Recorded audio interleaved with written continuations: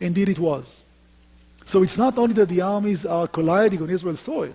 You need to find in this mountainous country a place that is wide enough to accommodate all the big armies, which is not flooded. It's dry all year round. There is such a place.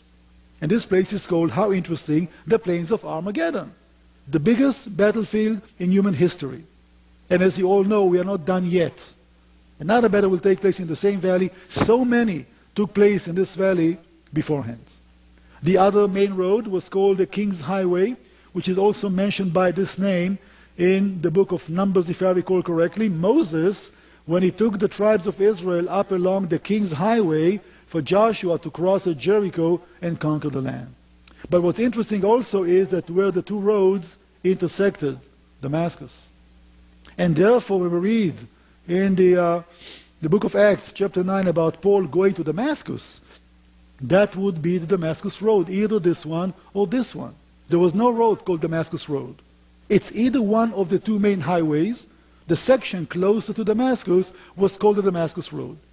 Just like the one that went by Capernaum here would have been called, no doubt, the Capernaum Road. That was the logic behind giving names to those places back then. And of course, there were some other local roads. One of particular significance is the one that you saw now coming up, the Road of the Patriarchs. Very important to our story because of, no, I'm sorry, we need to go back to the previous slide. Thank you.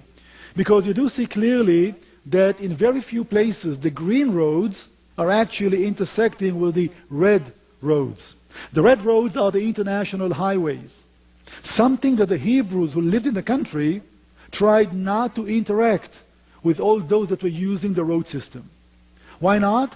Because these people brought with them all kinds of ideas, usually pagan ideas, and the Hebrews or the Jews did not want to be influenced by that, and therefore the option was, let's live on the mountains.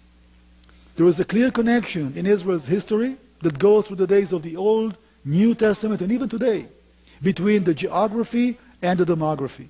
The people that lived on the mountains were always of a different nature, religion, social structure, than the people that lived on the plains. A couple of examples. In the days of the Old Testament, the judges, the Philistines. The Philistines lived in the plains, the lowland. They were the more superior culture, so to speak. They had iron chariots.